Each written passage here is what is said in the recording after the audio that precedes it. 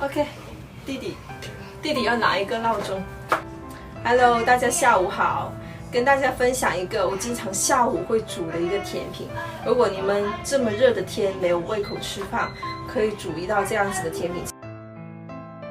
今天早上出门前把这个红豆泡水，浸泡3个小时，开始微微有点发软了，不然的话红豆要煮很久才能煮烂。还有一些桃胶，昨晚睡觉之前先泡发好，桃胶泡的时间需要比较长，然后就泡了一点点，发出来非常多。桃胶泡开以后有点杂质，等会要清理一下。有黑点的要修剪一下，还有比较大的桃胶也要剪一下，这样子口感会比较好。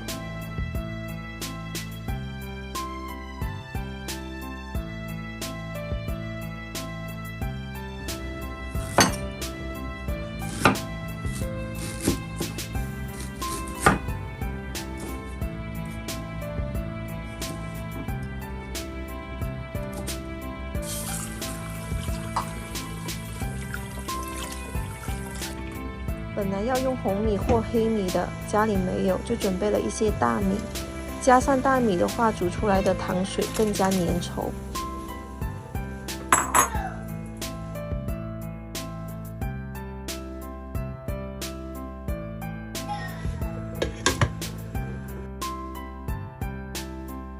买了一块新鲜猪肉，这个汤非常容易做。最近布莱恩跟弟弟经常咳嗽，还有痰，炖这个汤最合适了。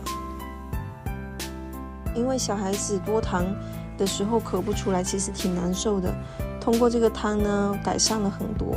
我上次是有加生姜的，这次忘记了。你们炖的时候可以加几片生姜。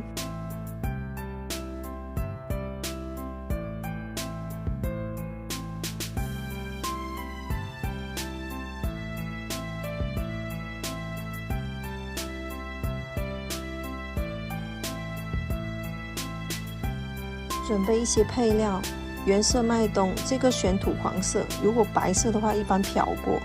还有石斛，它跟石斛简直就是绝配啊！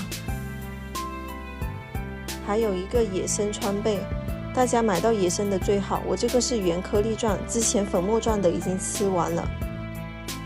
小孩子吃分量不需要太多，洗的话放到猪肉里面一起炖。加入凉开水，盖上保鲜膜，可以开炖1.5个小时。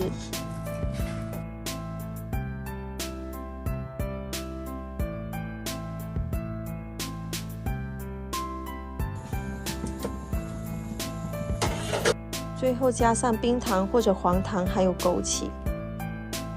还好预先把红豆泡软了，大概煮半个小时就可以出锅。我现在已经煮好了，然后还有这个汤。这个汤还炖半个小时，也快好了。